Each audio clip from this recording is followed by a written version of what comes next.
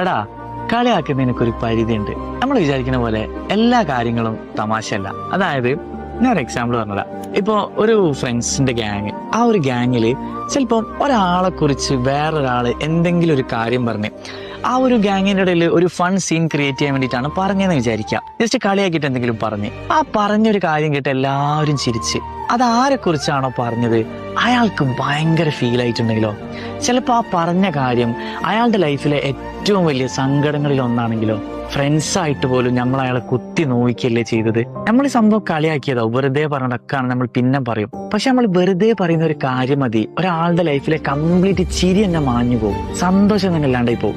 അയാൾക്ക് പിന്നെ ആ ഒരു ഫ്രണ്ട് സർക്കിളിൽ നിൽക്കാനുള്ള ആ ഒരു ഇഷ്ടം തന്നെ കുറഞ്ഞു വരും. അത് ചിലപ്പോൾ അയാളുടെ ലൈഫിൽ നടന്ന എന്തെങ്കിലും ഒരു പേഴ്സണൽ കാര്യമാകാം, അല്ലെങ്കിൽ അയാൾക്ക് ചിലപ്പോൾ ഫിസിക്കലി ഉള്ള എന്തെങ്കിലും ഒരു കാര്യമാകാം, ഒക്കെ ആകാം. അത് അനുഭവിച്ച ആളുകൾക്ക് അറിയാം എത്രത്തോളം